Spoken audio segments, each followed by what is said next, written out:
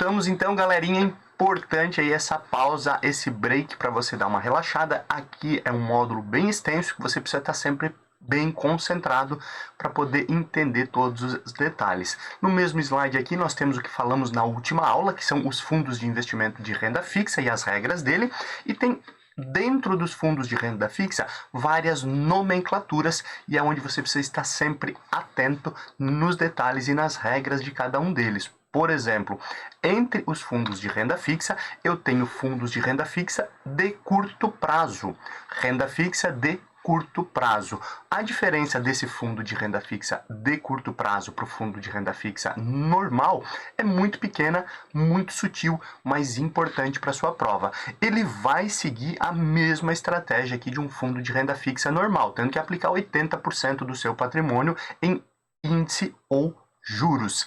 Ele vai aplicar basicamente em títulos públicos federais ou títulos privados de baixo risco, isso é importante, uma diferença importante aqui.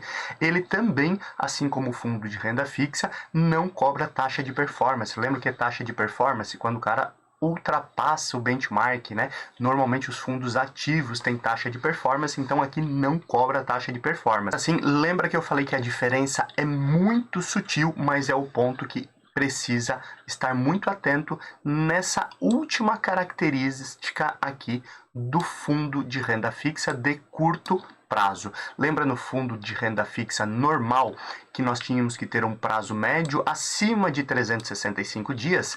No fundo de renda fixa curto prazo, o nome aqui já diz, curto prazo, os títulos têm que ter um prazo médio de 60 dias. Todos os títulos 60 dias? Não, óbvio que não. Você pode ter títulos com vencimento maior, títulos com vencimento menor, mas a média desses títulos, e aí lembra, normalmente títulos públicos federais ou títulos privados de baixo risco, que é o investimento desse tipo de fundo, com prazo médio de 60 dias. Mais uma regrinha importante aqui, o prazo máximo de um único título no fundo de investimento renda fixa curto prazo é de 375 dias.